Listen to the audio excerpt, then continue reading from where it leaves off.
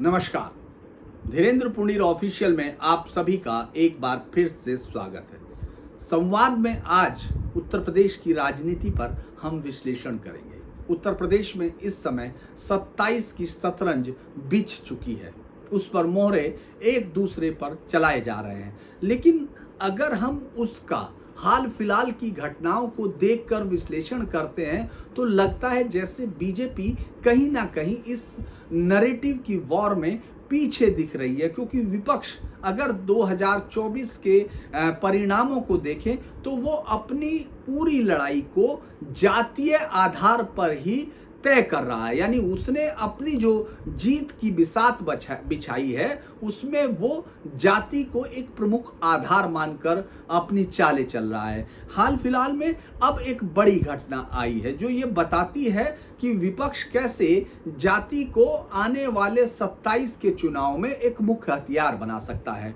एक घटना इटावा में 21 जून को एक घटना होती है जिसमें दो कथावाचक एक गांव में, जो ददरेल गांव है, वहां कथा सुनाने जाते हैं। इटावा के बकेसर के उस गांव में जब वो कथा सुनाते हैं तो पता चलता है किसी तरह की वो ब्राह्मण नहीं यादव है। उसके बाद आपने देखा एक पूरा वीडियो सर्कुलेट होता है और उस वीडियो में उन दोनों को अपमानित किया जाता है, उनके बाल मूंडे जाते हैं और उनको माफी मांगने के लिए मजबूर किया जाता है।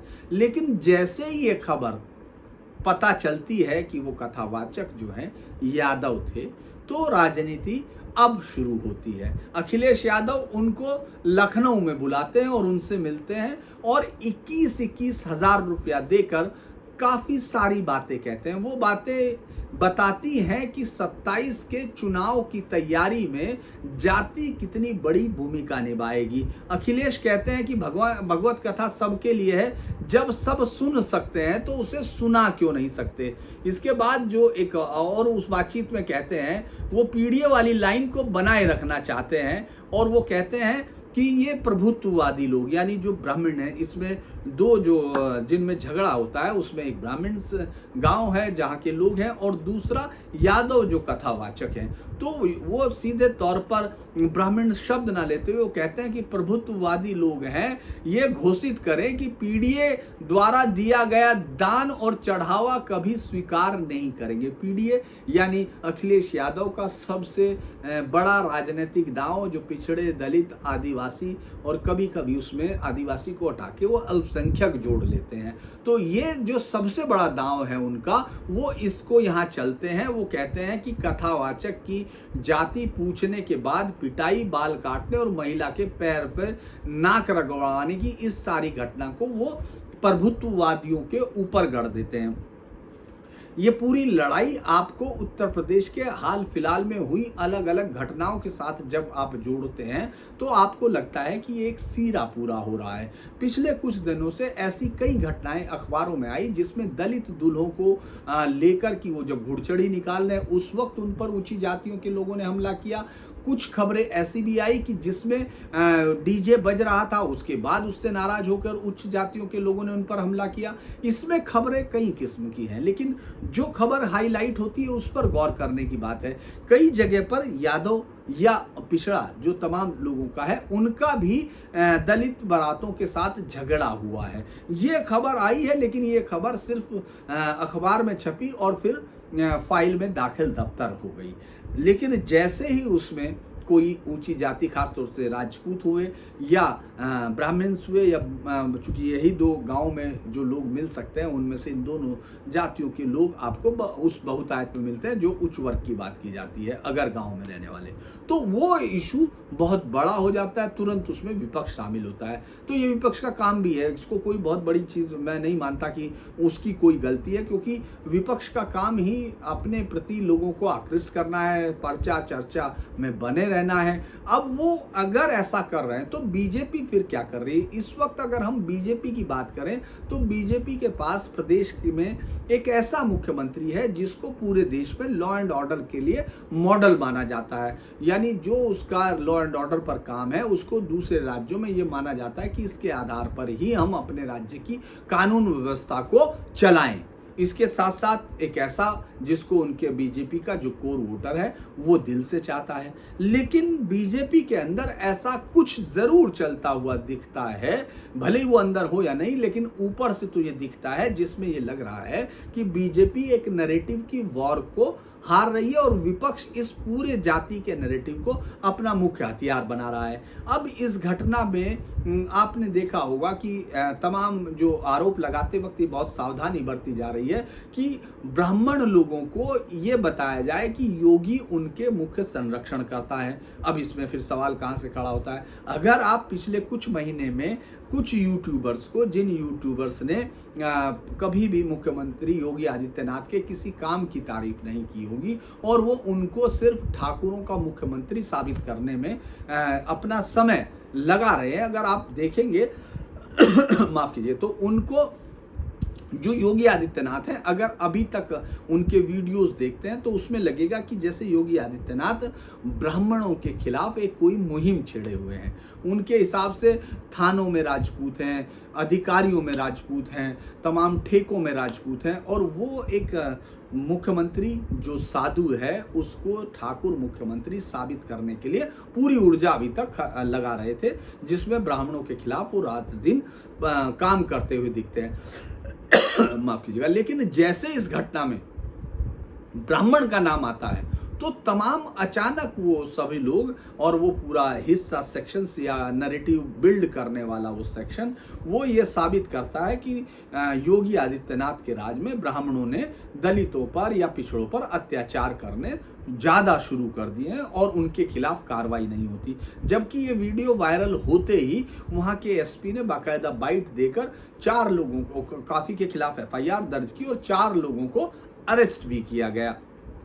इसके बावजूद अगर ये सब चल रहा है तो फिर ये सवाल खड़ा होता है कि क्या बीजेपी के अंदर ऐसा कुछ चल रहा है जो इतनी बड़ी चीज को भी देखकर अनदेखा कर रहा है कि कुछ महीनों से, चूंकि 27 में चुनाव होना है और पहले ही तिमाही में चुनाव हो जाना है, तो 1 साल पहले अगर विपक्ष अपने मुख्य हथियार को शार्प कर लेता है और उससे सरकार पर हमला करता है तो पूरी पार्टी एक साथ दिखाई देती है। वो आपको यहाँ नहीं दिखाई देगी। उत्तर प्रदेश में अभी से कुछ दिन पहले तक अगर आप देखते हैं, तमाम लोगों से, अफसरों से बात करते हैं, अलग अलग लोगों से बात करते हैं, तो वो ये इशारा करते हैं कि जैसे प्रदेश में और केंद्र के बीच में एक असहमति है, दोनों के बीच में कोई विरोधाभास है और उसमें मुख्य दिल्ली के जिस उसको कैंप को माना जाता है उसमें गृह मंत्री अमित शाह को उसके लीडर के तौर पर यहाँ उत्तर प्रदेश में दिखाया जाता है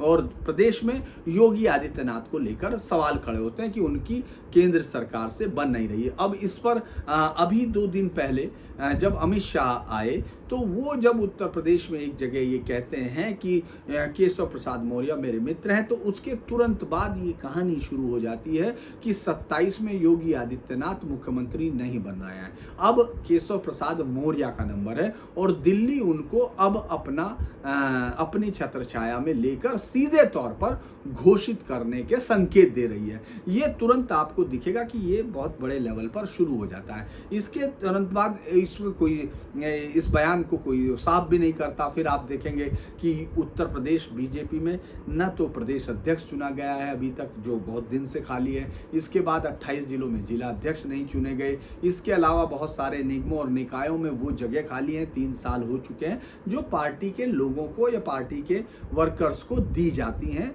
और वो जगह अभी तक भरी नहीं गई। और इन सब जब आप घटनाओं पर बात करते हैं तो आपको ये मिलेगा सुनने के लिए कि केंद्र और राज्य के बीच में चूंकि सहमति नहीं है और योगी आदित्यनाथ को खुली छूट नहीं दी हुई है, लिहाजा उनके भेजे गए नामों पर केंद्र सहमत नहीं होता और केंद्र के भेजे गए नामों पर योगी आदित्यनाथ सहमत नहीं हो रहे।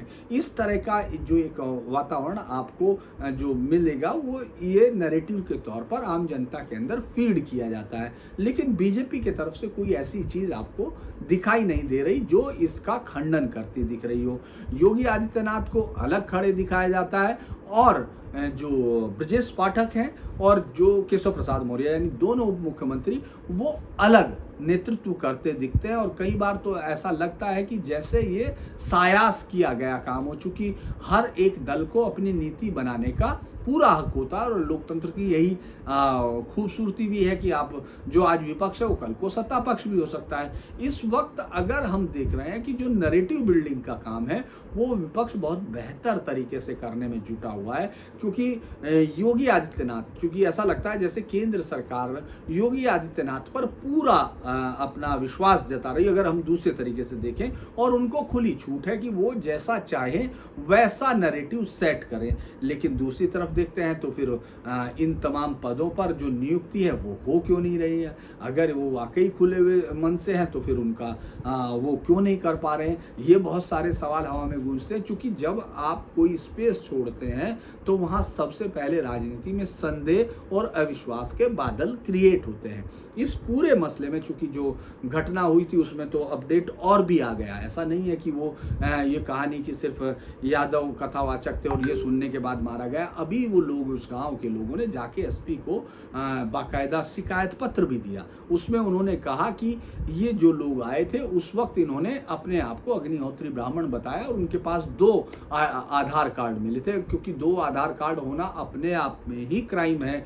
ये तो अलग बात है कि ये केस बाद में दर्ज हो सकता है कि 2 आधार कार्ड कहाँ से आए थे, लेकिन उन लोगों का ये कहना है, जिसमें से एक महिला जिसने तिवारी, रीना तिवारी, उन्होंने ये भी कहा है कि ये जो दोनों लोग आए थे इनमें से एक ने उनके साथ छेड़छाड़ की और उस छेड़छाड़ के बाद जब उनको फिर खाने पे बुलाया गया उन्होंने अनदेखा किया, उसके बाद भी अभद्र आचरण किया, जिस पर उन्होंने अपने पति को बताया और पति ने इस बात को कहा कि अभी भागवत चल रही है, इसको खंडित न होने दो, लिहाजा चुप रहो। हालांकि उस महिला का कहना है कि इसके बाद तो भागवत भी खंडित हो गई और जो लोग भागवत कराने वाले लोग हैं उनका कहना है कि उनसे झूठ बोलकर ये शुरू किया गया था और महिला के साथ अभद्र आचरण किया गया, लिहाजा इसीलिए उनके बाल काटे गए। चूंकि एक गांव का दंड विधान बना के कि हम लोग इनसे माफी मंगवाई गई सबसे और उसके बाद उनको छोड़ दिया गया। लेकिन ये सब चीजें तब आ रही हैं जब वो मुद्दा राजनीतिक रूप ले चुका। इससे पहले एसपी ने जरूर सामने उठने की कोशिश की, लेकिन बहुत क्लैरिटी उसके बयान में नहीं थी। तो ये बता रहा है कि 27 के चुनाव से पहले अगर विपक्ष को जाति वाले आधार पर खड़ा होने की एक वो मिलती है और उसको खड़ा होने का स्पेस वो बना लेता है, तो ये साफ 27 में एक बड़ी चुनौती के तौर पर बीजेपी के सामने होगा, इसको कोई शक नहीं है। तो उत्तर प्रदेश की जो राजनीति है उसमें जाति के इशू पर विपक्ष अपने विमर्श को खड़ा करने में कामयाब होता हुआ दिख रहा है। हो सकता है कि फिर बाद में योगी आदित्यनाथ जो लॉ एंड ऑर्डर पर अभी भी इस पूरे प्रदेश के नंबर 1 आइकन माने जाते हैं, वो हो सकता है कि उसको रोक सके, लेकिन आज की डेट में तो वो चीज़ आगे कहीं सिर्फ योगी आदित्यनाथ के अलावा कोई शख्स इस तरह नहीं दिख रहा जैसे वो 27 की जीत के लिए तैयारी कर रहा हो या कमर कस रहा हो। आपको याद होगा कि उत्तर प्रदेश की राजनीति में जाति एक बड़ा फैक्टर है। 24 के चुनावी रिजल्ट तो आपको ये बता ही रहे हैं, लेकिन आप अगर 1992 में इतिहास की तरफ भी देखना चाहें तो जाति ही वो सीढ़ी है जिस पर पैर रखकर कोई दल सत्ता के शीर्ष पर पहुंच रहा है या फिर वहां से उतरकर नीचे आ रहा है। ये तो योगी आदित्यनाथ जब दूसरी बार या बीजेपी जीतती है उस वक्त वो जातीय समीकरण को तोड़ कर आई है, वरना लंबे समय से, चूंकि बीजेपी के अलावा सिर्फ कांग्रेस है जो जातीय समीकरणों से अलग होकर सत्ता में घुसने की कोशिश करती है। हालांकि वो तमाम पार्टियां अपने जो लोकल उस पर टिकट देती हैं उसमें जातियों का पूरा ध्यान रखती हैं, लेकिन ओवरऑल एक जाति की पार्टियां ये दोनों राष्ट्रीय पार्टियां नहीं हैं। तो लिहाजा ये दोनों, चूंकि कांग्रेस 89 के बाद सत्ता में नहीं है तो उसके बाद बीजेपी ही, याद कीजिए जब बाबरी मस्जिद का ढांचा गिराया गया था उसके बाद बीजेपी के मुख्यमंत्री जब उनकी सरकारें गिराई गई थी उस समय उनको ये पूरा यकीन था कि वो जीत के आ रहे हैं। लॉ एंड ऑर्डर से लेके तमाम चीज़ों पर कल्याण सिंह सरकार का काम बेहद शानदार था उस वक्त, लेकिन जातीय समीकरण इस तरह बैठे, मिले मुलायम काशी राम, हवा में उड़ गए जय श्री राम, ये नारे ने पूरा का पूरा गणित बदल दिया था। तो ये बार बार कोशिश है, और 24 का चुनाव ये बताता है कि जिस वक्त यूपी में योगी आदित्यनाथ को लेकर इतनी बड़ी जो फैन फॉलोइंग थी, उसके बावजूद सरकार जो है 33 सीटें जीत पाई, यानी 63 से आप 33 पे आए, और सिर्फ समाजवादी पार्टी ने सबसे ज़्यादा वोट 37 सीटें हासिल करके अपने आप को ये बताया कि वो इस गणित में अपने आप को आगे करती है। तो ये बात बताता है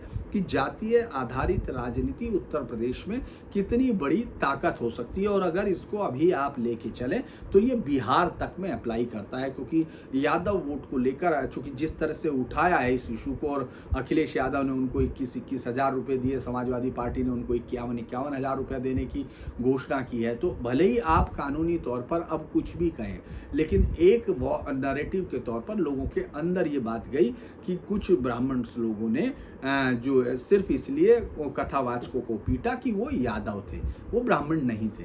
तो ये मुझे लगता है कि एक नैरेटिव है जिसको अभी रोकने की ज़रूरत है। अब हम लोग आगे की तरफ अगर बढ़ते हैं, दूसरी खबर की तरफ जाते हैं, तो एक छोटी सी खबर मैं आपको और बता दूं, जिस पर कल हम लोगों ने चर्चा की थी। वो चंदोसी में जो मस्जिद थी, उस मस्जिद को जो अवैध ज़मीन पर बनी थी, उसको गिरा दिया गया है सरकार की तरफ से, उसको गिराया गया है। ये 6.5 बीघे का वो हिस्सा था नगर पालिका की भूमि पर, ये अवैध रूप से बनी रजाए मुस्तफ़ा मस्जिद थी, उसको गिरा दिया गया है, और ये लोगों के कहने पर ही गिराया गया है। दरअसल ये जब प्रशासन ने ज़मीन 6.5 बीघे के करीब की ज़मीन थी, जब इसकी जांच कराई थी तो पता चला कि ये 34 मकानों समेत रजाए मुस्तफ़ा मस्जिद अवैध रूप से बनी है। उसमें 4 दुकानें भी थी, जिनको अभी कुछ दिन का टाइम दिया, 2-3 दिन का, और उनके बाद जब उनके बैनामे चेक किए गए तो उसमें उन लोगों के पास बैनामे जो हैं वो भी सही नहीं पाए गए थे। लिहाजा प्रशासन ने उनको नोटिस दिया, 15 दिन में खाली करने के लिए कहा गया, और उस तरह से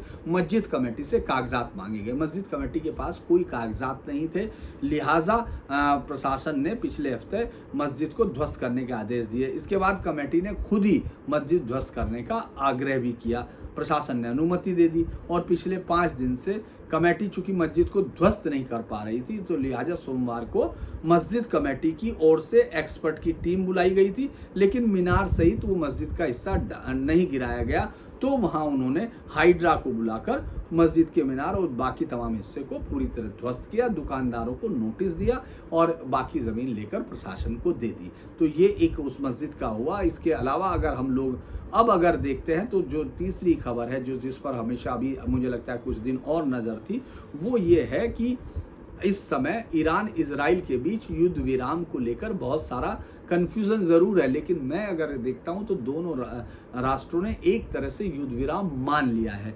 वो ज़रूर एक जवानी जमा कर, चूँकि अपनी अपनी जनता को संतुष्ट करना उन सरकारों का पहला काम होता है, क्योंकि जैसे ही सीमाओं पर युद्ध बंद होता है, अंदर राजनीति का युद्ध शुरू हो जाता है, चाहे वो पक्ष विपक्ष हो। ईरान और उसने ये स्टांस ज़रूर दिखाया गया है कि उन्होंने अपने हमले को वो जो है वो उन्होंने अपने उद्देश्य पूरे किए, क्योंकि ट्रंप जिस तरह से उन्होंने वो रुकवाया था, उसी के बाद ये खबर आनी शुरू हो गई थी कि किस तरह से उन्होंने इजराइल को ये साफ कहा था कि वो हमले ना करें, क्योंकि जैसे ही ये ट्रंप ने एक निश्चित समय सीमा बताई थी, उसी के कुछ घंटे बाद इस तरह की खबर शुरू हुई, 2.5 घंटे बाद, कि ईरान ने इजराइल पर 6 बैलिस्टिक मिसाइल दाग दी हैं। एक मिसाइल बेसरवा शहर पर गिरी, जिसमें 5 लोगों की मौत हो गई और 20 लोग घायल हुए। इस तरह की खबर के तुरंत बाद इजराइल ने अपनी सेना को तेहरान में हमले का आदेश दिया।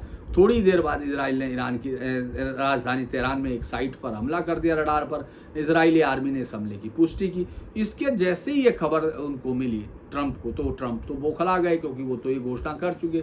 लिहाजा उन्होंने बेंजामिन नेतन्याहू से बात की और कहा कि ये बहुत ही गलत है और उनको हमला रोकना होगा। इस पर नेतन्याहू ने साफ किया कि अगर कोई ईरान हम पर हमला करेगा तो हम करेंगे। उसके बाद से ये हमला बंद हो गया दोनों तरफ से। हालांकि कतर ने फिर इसके बाद जो अगला डेवलपमेंट था, फिर कतर ने ईरान को कहा कि उसके जो अमेरिकी बेस पर, जो कतर में सबसे बड़ा बेस है मिडिल ईस्ट में अमेरिका का, उस पर जो हमला किया गया वो उसकी संप्रभुता पर हमला है, उसके एयर स्पेस को उसने हमला किया है। और इससे लगा कि शायद जो ये सुबह कहा गया था कि उसी कुवैत कतर के अमीर के उस पर ये शुरू भी हुआ था, जिस तरह से ये युद्ध विराम की कहानी अमेरिका ने कतर के अमीर के माध्यम से ही की थी। तो इस पर बात बढ़ती हुई दिखती, उससे पहले ही ईरान के राष्ट्रपति ने माफ़ी मांग ली। तो ये एक बहुत ही अलग गेस्चर है। अगर हम इसको गौर से देखें तो ईरान के राष्ट्रपति ने कतर के अमीर को फ़ोन करके बाकायदा उनसे कहा कि हमारा टारगेट कतर नहीं था, कतर के लोग हमारे टारगेट पर नहीं थी, और उसके लिए माफ़ी मांग ली। हालांकि उस समय भी कतर के राष्ट्रपति ने थोड़ी सी नाराज़गी जाहिर की, ऐसा खबरों के मुताबिक था। अगर हम लोग उस पर देखते हैं तो इसमें 28 लोग अभी तक, जब हम लोग देखते हैं कि दोनों देशों ने हासिल क्या किया, तो ईरान जो है इस समय कम से कम इतने बड़े संकट से बच गया, क्योंकि उसके यहाँ जिस तरह रिजीम चेंज की बात होने लगी थी और ट्रंप ने एक तरह से अनाउंस कर दिया था हमले के बाद कि अगर ईरान वो करता है तो ईरान की जो राजनीतिक नेतृत्व है उसके सिस्टम को पूरा बदला जाएगा। उधर इजराइल का सबसे बड़ा जो सिरदर्द था वो ईरान का परमाणु हथियारों का निर्माण था। जिस तरह से उसके परमाणु संयंत्र नष्ट कर दिए गए, उसके बाद उसके 14 वैज्ञानिक जो सीनियर वैज्ञानिक थे, जो इस पूरे परमाणु जो विकास कार्यक्रम है जिसके उनके नेतृत्व में चल रहा था, उनको इजराइल ने मार गिराया है। इसके अलावा उसने डिफेंस का नेटवर्क भी तबाह किया। तो एक तरह से इजराइल के जो अपने लक्ष्य थे वो पूरे हो गए। अब इस युद्ध को बहुत अंतिम समय तक जारी रखने का कोई फायदा इजराइल को नहीं दिख रहा था। उसी तरह ईरान भी अब इस वॉर को, चूंकि अमेरिका के कूदने के बाद उसको मालूम था कि अमेरिका को बहुत ज़्यादा नुकसान पहुंचाने की स्थिति में नहीं है। 29 एयर बेस भी, और उसको पूरी दुनिया के उसके जो तमाम देश थे, जो उसको लग रहा था कि जब वो युद्ध में कूदेगा तो वो उसकी तरफ से कूद पड़ेंगे, और ये उम्मीद तब बहुत ज़्यादा थी अगर अमेरिका आया। और मुझे लगता है कि ईरान के नेतृत्व को ये बात पुतिन ने और शी जिनपिंग ने ज़रूर कही होगी, नॉर्थ कोरिया के उसने भी, कि अगर अमेरिका ने कुछ भी हिस्सा लिया तो हम सीधे तौर पर इस जंग में शामिल होंगे। लेकिन जैसे ही अमेरिका ने अटैक किया, उनके सिर्फ ज़बानी कुछ शब्द ज़रूर निकले, लेकिन उनकी मिसाइलों से कोई बारूद नहीं निकला, उनके रॉकेट लॉन्चर से कोई रॉकेट नहीं निकले, उनके टैंकों ने कोई मूवमेंट नहीं किया। तो ईरान को ये समझ में आ गया कि बहुत ज़्यादा दुनिया में अभी उसके लिए समर्थन नहीं है। लिहाजा ईरान के लिए भी एक बेहतर ऑप्शन था कि वो सम्मान के साथ उतर वापस मर जाए। उसके काफ़ी लोग मारे जा चुके, और अब चूंकि दोनों देशों ने, उसने कतर पर हमला करके और पहले चेतावनी देकर अमेरिका को अलर्ट करके अपना एक जो उसकी सरकार है उसने अपने आप को बचाने की कोशिश की, और उसी सिलसिले में आज जो है ईरान में जश्न की रात होगी, जो उसके राजनीतिक नेतृत्व ने कहा है कि साहब हमने अमेरिका और इजराइल जैसे शैतानी देशों के खिलाफ अपनी संप्रभुता को बचाया है और हमने विन विन सिचुएशन में वो की है। उसी तरह से पहली बार इजराइल के अंदर इतने ज़्यादा हमले हुए हैं, उसका आयरन डोम, डेविड स्लिंग, पैट्रियट और थर्ड तमाम जो है वो फेल होते हुए दिखाई दिए। वो भी ये कह सकता है कि उन्होंने अपने लक्ष्य को पूरा कर लिया। लिहाजा वहाँ भी बहुत बड़े उत्सव हैं, और राष्ट्रपति ट्रंप तो खुश हैं ही। वो तो नोबेल कमेटी के दफ्तर ज़रूर पहुँचेंगे और एक साथ 4 या 5 नोबेल मांगने की कोशिश कर सकते हैं, क्योंकि उनको लगता है कि उन्होंने ये एक बहुत बड़ा काम किया। और अब उनका अगला लक्ष्य जो है, मुझे लगता है कि यूक्रेन और रूस के बीच में समझौता कराना होगा। लेकिन अगर हम इसको मजाक से अलग जाकर देखें तो राष्ट्रपति ट्रंप कम से कम इस वक्त पूरी दुनिया के सेंटर ऑफ अट्रैक्शन से, सेंटर ऑफ पॉइंट हैं, जो इस समय पूरी दुनिया में भले ही बाकी तमाम लोग उनको अटपटा या उसको एक अनप्रिडिक्टेबल मान रहे हो, लेकिन अमेरिका को उन सब चीज़ों से फ़ायदा होता हुआ दिख रहा है। ईरान में अगर वो परमाणु बम वाली बातचीत को रोकते हैं तो अमेरिका का जो पूरी दुनिया में एक जब ट्रंप आए थे तो उन्होंने कहा था कि वो बाहर के युद्ध नहीं लड़ेंगे, लेकिन अमेरिका पूरी दुनिया में अपने जो वर्चस्व है उसमें कमी नहीं लाना चाहता। ये अगर ये तय होता है, और ये चूँकि मुझे लगता है ये युद्ध विराम कंटिन्यू रहेगा भी, तो फिर ये अमेरिका के वर्चस्व की वापसी होगी, जो वो दुनिया के अलग अलग देशों में अपने फ़ायदे के लिए इस्तेमाल कर सकते हैं। तो अगर आपको ये वीडियो अच्छा, अभी आज के लिए हम इतना ही करते हैं, कल फिर दूसरे इशू पर बातचीत होगी। लेकिन मैंने आप लोगों के लिए एक स्पेशल सीरीज़ बनाई है जो आपातकाल के उन काले अध्यायों को बताती है, जो 3 हिस्सों में होगी, जिसमें एक में राजनीति है जो मैंने डाला हुआ है, आप उसको देख रहे हैं। दूसरा मैंने उसको बनाया है न्यायपालिका के, क्योंकि उस वक्त सबसे बड़ा अगर किसी ने विचलन दिखाया था तो वो न्यायपालिका थी, जिसने अपनी रीढ़ जो है निकाल कर बिल्कुल रख दी थी, वो न्यायपालिका थी। और तीसरा जो है उन साहित्यकारों, मीडिया और उन सब लोगों का, संस्कृति कर्मियों का था, जो लोग 2016 में अपने अवार्ड वापसी तक आ गए थे, लेकिन अभी उस समय उन्होंने क्या किया था वो देखना भी बहुत ज़रूरी है। कुछ ऐसे योद्धा भी थे उस वक्त जिन्होंने अपनी जान की परवाह नहीं की, अपने कैरियर की परवाह नहीं की, और उन्होंने उस लड़ाई में बड़ा हिस्सा लिया था। तो मेरा आपसे अनुरोध है कि जब आप इस तरह का कंटेंट देखते हैं तो वो बनाने वालों को और हौसला मिलता है कि हम एक ऐसी अच्छी चीज़ विद रेफरेंस आपके सामने लाएं। तो मेरा आपसे अनुरोध है कि उसको भी आप देखिए, लाइक कीजिए, शेयर कीजिए, सब्सक्राइब कीजिए, और कल तक के लिए नमस्कार।